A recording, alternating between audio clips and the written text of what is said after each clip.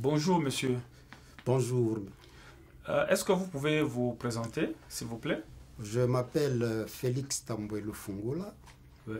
Je suis le coordonnateur provincial de la société civile Force Vive du Lualaba.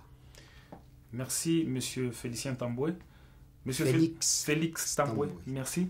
D'emblée, je voudrais savoir quelle est la situation de l'exploitation minière dans la province du Lualaba.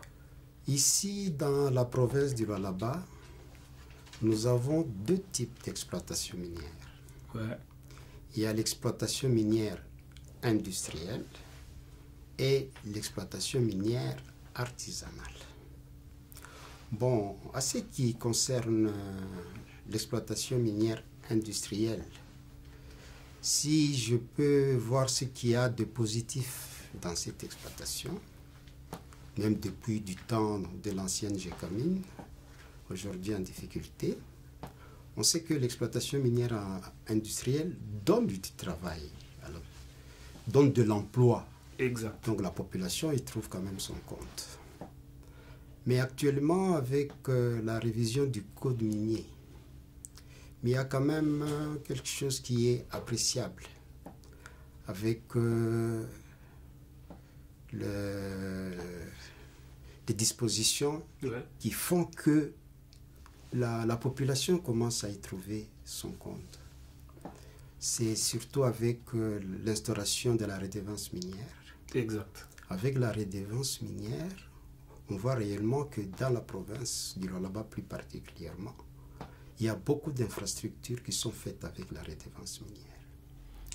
La construction des écoles, la construction des centres de santé, des hôpitaux, l'appui à l'agriculture par les miniers, mais on voit quand même que la population y trouve son compte. Ça appuie un développement durable dans la province. Pour l'exploitation minière artisanale, il y a un grand problème qu'elle rencontre. Lequel, par exemple? Parce que c'est une exploitation qui est déjà légalisée. Mais l'exploitation minière artisanale n'a pas de zone, les EA qu'on appelle les zones artisanales pour l'exploitation artisanale. Et c'est pourquoi il crée beaucoup de problèmes aux industriels. Par manque de zones d'exploitation artisanale, ils vont travailler sur le périmètre des industriels.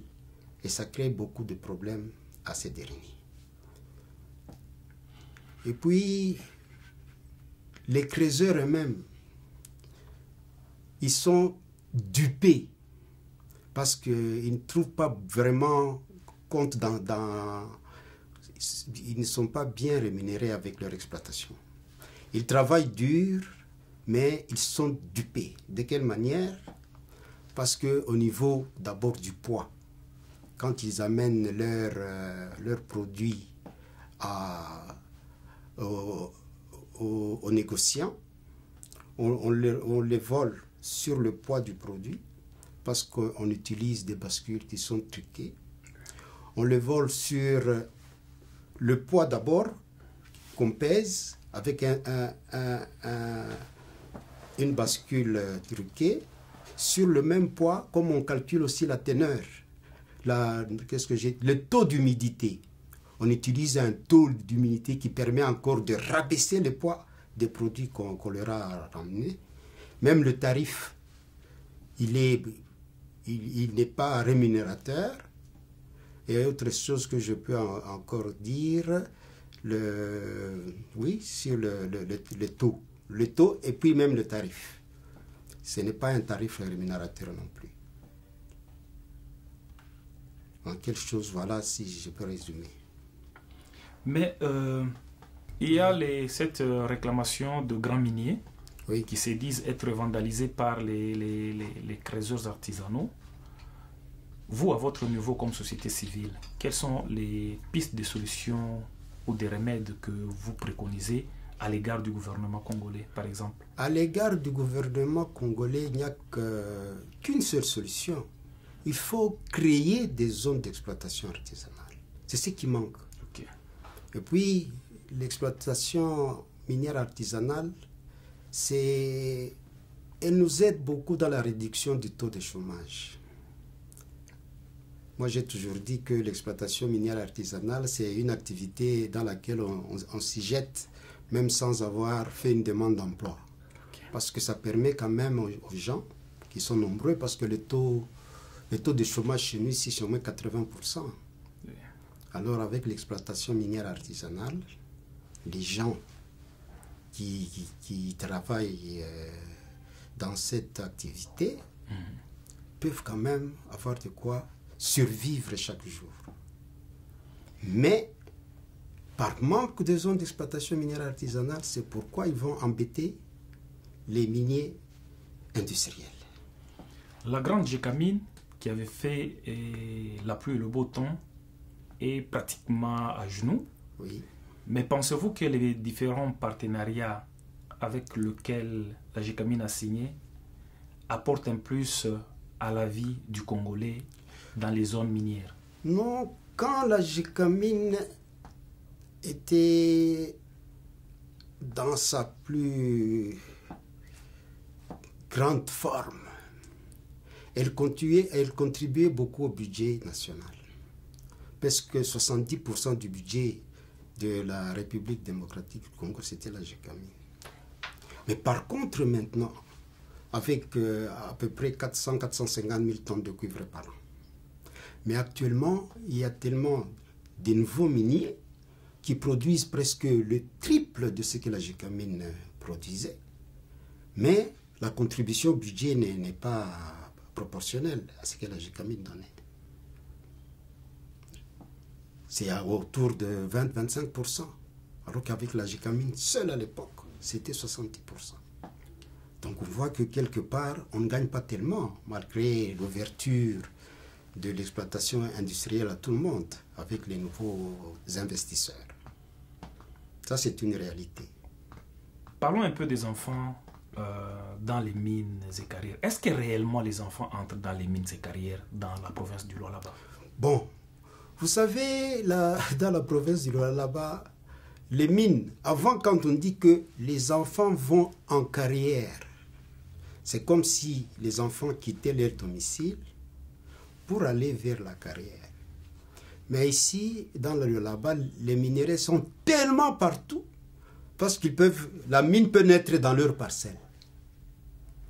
Donc, au lieu que l'enfant vienne vers la mine, c'est la mine qui vient vers l'enfant. Et c'est pourquoi l'enfant se retrouve souvent dans les mines. Ça, c'est un problème. Mais parlons du cas où la mine est éloignée du domicile des enfants. Mais pourquoi est-ce que les enfants vont dans les mines? Les enfants vont dans les mines, c'est parce que leurs parents sont pauvres. Et ça, c'est le paradoxe que nous vivons dans notre province.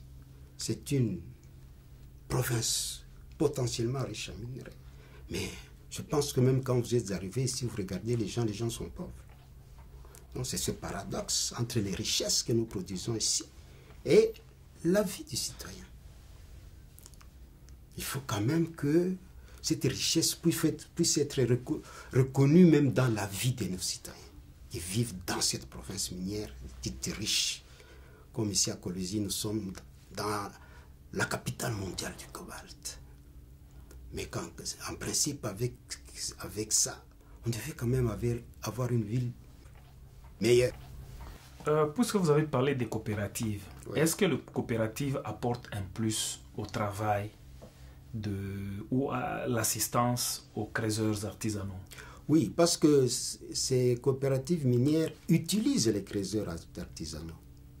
C'est pour comme ils rachètent leurs produits, bon, ils trouvent quand même leur compte. Mais en plus de tout ce que j'ai dit, qu'ils sont dupés sur le plan du poids, de la teneur et du tarif. Ça, c'est justement les difficultés auxquelles les creuseurs sont butés. Okay. Oui. Mais quelles peuvent être vos recommandations envers les consommateurs finaux qui achètent les cobaltes que le creuseur prennent ici dans la province? Bon, au niveau de consommateurs finaux, C'est pourquoi on avait félicité la création du centre de négoce. C'est pour que les creuseurs puissent trouver quand même leur compte. On a inauguré le centre de négoce il y a quelques mois, mais c'est comme si on a mis la charrue devant les bœufs. Comment ça? Parce que le centre de négoce devait être approvisionné par les exploitants miniers. Mais les artisanaux, les exploitants artisanaux. Mais ces exploitants artisanaux n'ont pas de ZEA. Est-ce qu'ils vont aller voler chez les industriels pour aller vendre au centre de négoce? Ils devaient avoir des zones d'exploitation minière propres. Comme ça, ils vont là-bas, ils prennent les produits et ils viennent vendre au centre de négoce. Et c'est le problème que le centre de négoce rencontre maintenant. Parce que les artisanaux, quels produits est-ce qu'ils vont amener là-bas? Les produits volés. Ça serait régaliser le vol des exploitants sur les périmètres des industriels. Voilà le problème qui se pose. L'idée est bonne, mais il fallait quand même aller jusqu'au bout. Créer beaucoup de zones d'exploitation artisanale. Alors à ce moment-là, le centre de négoce devait protéger les intérêts des artisans. Quelles sont les grandes entreprises minières que vous avez ici dans la province du Lualaba? Bon, ici dans la grande province du Lualaba, bon, il y a beaucoup d'industries chinoises. Bon, je peux parler de Sikomin, je peux parler de Kamoto Copper Company et de Mutanda Mining. Ce sont quand même les grandes entreprises que nous avons. Il y a aussi TFM, mais il y a d'autres entreprises chinoises dont les noms sont même difficiles à prononcer. Avec cet avènement des Chinois, est-ce que les Chinois respectent les règles d'exploitation ou d'achat, de vente de minerais? Est-ce qu'ils se conforment à la constitution congolaise? Les Chinois, si ce sont celles qui ont les entreprises minières, là c'est autre chose. Mais ceux qui s'improvisent en négociant, là, et en tout cas, les creuseurs ne trouvent pas leur compte. Parce que tout ce qu'ils font est arbitraire. Sur le poids, sur le tarif, sur le taux d'humidité. Non, ce sont des très mauvais négociants. Et si vous étiez nommé, par exemple, ministre de Mines de la RDC, oui. Comment allez-vous apprécier la chaîne d'approvisionnement de minerais? La chaîne d'approvisionnement de minerais, évidemment, pour que ce soit une chaîne qui respecte les règles, il faut qu'il n'y ait pas de femmes enceintes dans la chaîne d'approvisionnement, qu'il n'y ait pas d'enfants, surtout ça. Oui. Donc il faudrait que ça soit respecté. Okay. Et quelle est la situation actuelle? Ce n'est pas respecté ou c'est respecté? Oui et non. Comment ça? Oui et non. Oui, parce qu'il y a quand même des ONG qui travaillent pour faire le suivi de la chaîne d'approvisionnement. Mais là où ça fonctionne bien, oui. Mais il y a toujours des infiltrations de certains produits qui ne viennent pas des carrières qui sont bien identifiées. Depuis un certain temps, on n'a pas entendu parler des éboulements comme par le passé dans la province du Lualaba. Qu'est-ce que vous avez fourni comme effort pour que la situation redevienne un peu calme? Bon, c'est parce qu'il existe ce que nous appelons le CESCAM. C'est un organisme de l'État qui veille sur la sécurité des creuseurs. Si ça diminue, c'est qu'ils sont petit à petit en train d'améliorer leur façon d'encadrer, parce que c'est un service d'encadrement des exploitants miniers et artisans. Mais si ça diminue, c'est que ce service rend quand même un travail appréciable. Oui, vous félicitez ce service. Et de cas de pollution, il n'y a plus? Cas de pollution, il y en a, surtout avec les industriels, parce qu'ils rejettent des substances nocives dans les eaux de certaines rivières et de notre fleuve. Là, c'est la pollution. Surtout, oui, la pollution des eaux, surtout. Et qu'est-ce que vous, comme société civile, vous faites pour limiter des dégâts? Nous sensibilisons, d'autant plus que ici sur place, il y a une agence nationale de l'environnement qui veille aussi sur ça. Quand nous constatons des cas, nous signalons au service national d'environnement. Et société civile, quels sont vos besoins que vous pouvez exprimer si par exemple il y a des partenaires qui veulent vous appuyer? Société civile, bien sûr, force vive. Oui, force vive, c'est surtout les moyens matériels pour le fonctionnement. Parce que comme nous sommes une coordination qui supervisionne les 5 territoires, ouais. Mais comme on n'a pas de logistique, on n'a pas l'occasion d'aller sur terrain pour voir les réalités de terrain. On se contente des rapports que nous fournissent les responsables qui sont dans nos différents points focaux. Et ce dernier temps, est-ce que vous vivez aussi des cas de contamination, par exemple, ou des malformations dues à l'exploitation minière dans la zone du Lualaba? Bon, ce sont des cas rares. Hein. On entend parfois des enfants qui naissent avec des malformations. On dit que c'est parce que la maman, peut-être quand elle était enceinte, elle a fréquenté les mines. Alors avec les radiations, par exemple, les radiations de l'uranium, uranifère et tout ça, ça peut entraîner les déformations du bébé qui naît. C'est quand même des cas rares, mais ça arrive. Est-ce que vous pouvez avoir un mot en conclusion de notre entretien que vous pouvez placer, soit à l'égard de partenaires, soit à l'égard du gouvernement ou de la population? Bon, la population, elle, veut quand même avoir les moyens de subsistance. De ce côté-là, on félicite les miniers parce qu'ils ont donné du travail aux parents. Ouais. Du côté artisanal, mais c'est l'État, nous insistons beaucoup pour la création des zones d'exploitation minière artisanale. Viable. Viable, oui.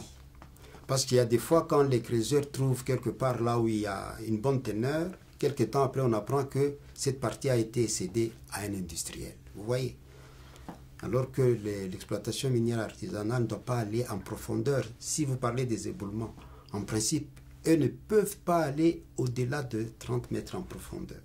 Et le malheur aussi est que quand ils vont en profondeur, ils créent aussi des galeries. Comme dans les galeries, il n'y a pas le système de soutènement. C'est pourquoi des fois il y a ces éboulements-là. Oui. Le président de la République, Félix-Antoine Tshisekedi, avait interdit par une décision aux militaires et policiers, aux hommes en armes, de fréquenter ou d'être autour des grands sites miniers. Quelle est la situation actuelle? Évidemment, nous avons tous suivi cette décision de l'inspecteur général des forces armées, mais on constate qu'il continue à fréquenter les mines. Hein. Et dans les mines, dans l'exploitation minière artisanale, le problème aussi c'est quoi?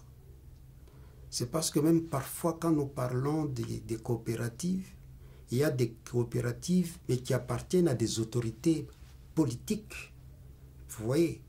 Et c'est pourquoi c'est encore ces mêmes autorités qui donnent ces mesures là-bas, qui laissent les brèches pour leurs propres intérêts.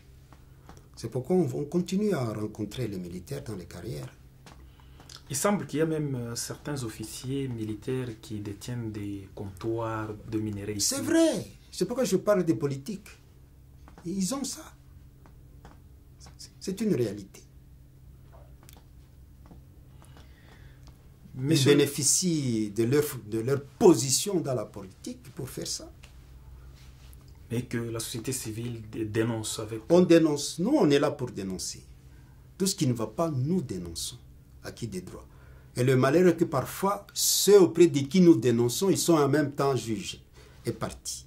C'est ce qui complique parfois notre tâche. Pour terminer notre entretien, un mot pour clore, définitivement?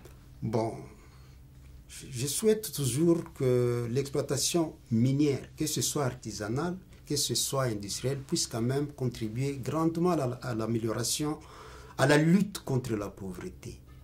Parce que travailler, c'est bien, mais pour avoir une bonne vie, il faut que la rémunération du travail soit au niveau adapté. Un petit mot par rapport à la corruption. Est-ce qu'on peut dire qu'il y a la corruption dans le secteur minier? On sait que la corruption existe. Mais vous savez, la corruption, le grand problème, l'obstacle, c'est la preuve. Mais on voit que là-bas, il y a eu.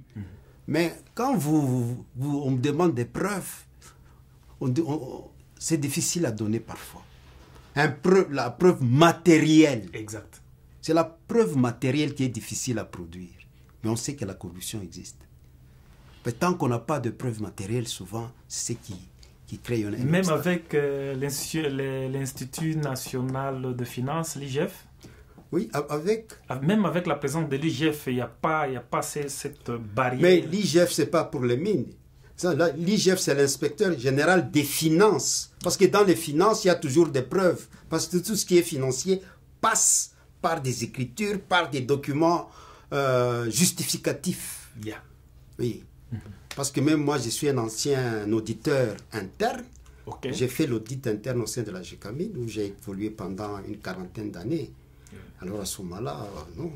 Parce que l'audit, là, il faut des preuves matérielles. Exact. Oui. Parce que vous parlez de la GECAMINE, vous avez la dernière situation, on parle de corruption. Votre appréciation? Bon, la corruption, elle est dans tous les secteurs.